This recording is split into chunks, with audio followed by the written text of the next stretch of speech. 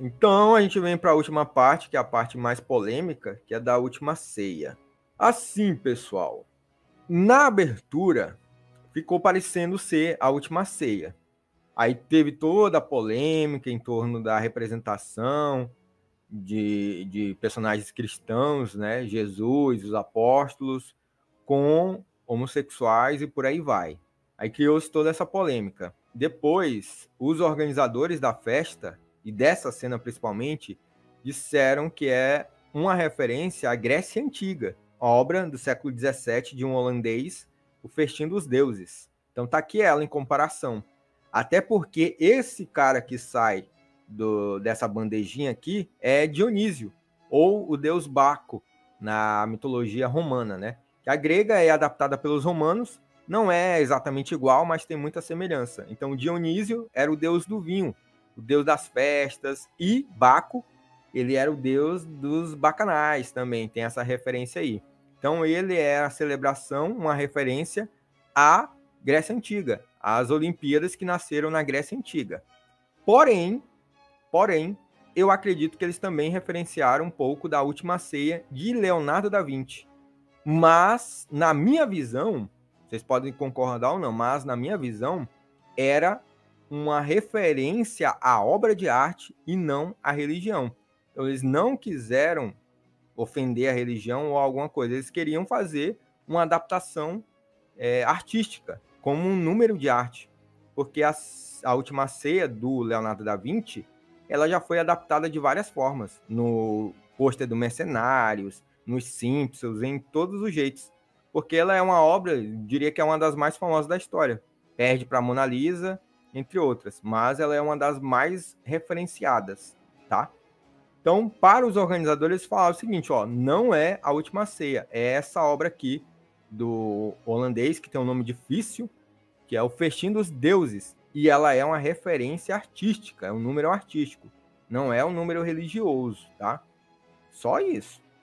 Porque essa obra já foi adaptada em várias formas, vários jeitos, de tudo quanto é jeito. Então, por isso que ela é famosa. Inclusive, ela não era a Última Ceia do Da Vinci, ela não era retratada, a Última Ceia, né, da Bíblia, ela não era retratada dessa forma que o Da Vinci retratou.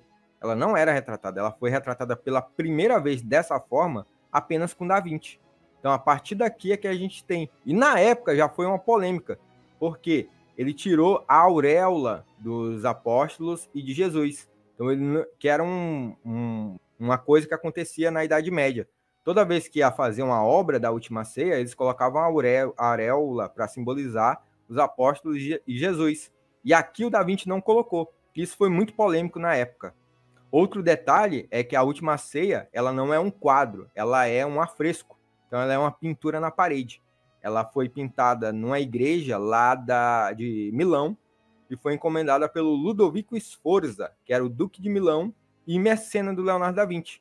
Então ele queria fazer uma pintura no refeitório da igreja Santa Maria della Grazie e ele chamou o Leonardo da Vinci, ó, faz lá a Última Ceia que eu tô pagando aqui para tu. Aí ele foi lá e fez.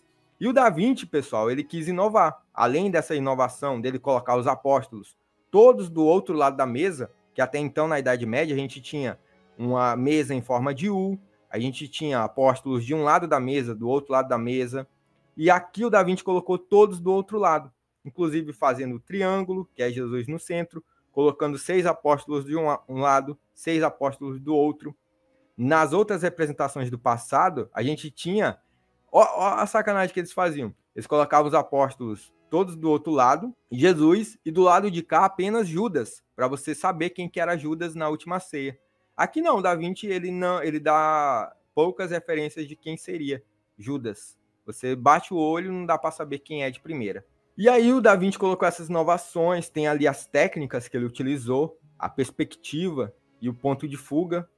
Ele botou um preguinho para saber o ponto de fuga bem na testa de Jesus, aí fez todo o esboço para ficar aquela impressão de 3D que a gente pode ver aqui na obra. Deixa eu até deixar mais maior, não é, tá errado, né? Deixar maior para vocês verem aí, que é aquela noção de profundidade, para que a gente possa ver até o fundo da obra, né? Essa perspectiva. Só que tem um problema. Uma das técnicas que o Da Vinci usou para tentar colocar as cores mais vivas na obra é que esse é outro detalhe, né? Porque ele utilizou um ideal étnico, um ideal físico para os apóstolos e para Jesus, as roupas do período em que ele vivia. Então, o próprio Da Vinci, ele adaptou a Última Ceia da forma que ele via. É por isso que eu estou falando que essa Última Ceia na Olimpíada é uma adaptação artística. Mas os organizadores falaram que não foi uma Última Ceia. Mas, enfim, o próprio Da Vinci, ele adaptou da forma que ele enxergava a Última Ceia. Então, os tipo físico, tipo étnico dos apóstolos, Jesus, as roupas que eles utilizavam, é tudo da época em que o Da Vinci vivia. A técnica que o Da Vinci usou, ele queria deixar as roupas dos apóstolos em cores vivas e do afresco como todo, e ele usou uma mistura de tinta a óleo com gema de ovo e uma fruta, que eu esqueci agora o nome. Mas o detalhe é que isso não deu certo, porque o afresco, ele tem que ser pintado, você coloca o gesso, aí você tem que pintar na hora, senão quando a tinta seca, ela não vai fixar. E essa mistura que o Da Vinci fez, fora a demora que ele levou para pintar, fez com que a obra, aos poucos, fosse se descascando. Ele levou mais ou menos 4 anos para finalizar, em 1498 ele terminou, e quando chegou ali 20 anos depois, já era perceptível que a obra estava descascando. Aí a galera ficou em pânico. O que faz agora? Aí foi necessárias várias e várias reformas e restaurações para que ela chegasse até os dias atuais. Inclusive, ela era tão assim mal cuidada, digamos assim, que um dos bispos que cuidava dessa igreja, que aqui é o refeitório, ele queria fazer uma porta para que ele saísse do refeitório e fosse direto para a igreja. Aí ele mandou abrir uma porta bem onde fica a parede. Aí se você for olhar, tem um quadrado aqui em sinal da porta. E aqui dizem que ficava o pé de Jesus cruzado, em sinal da como é que ele ficou na cruz.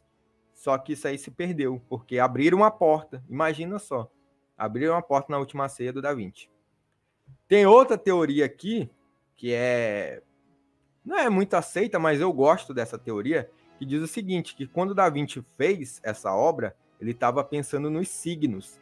Eu gosto mais pela curiosidade do que para dizer se é verdade.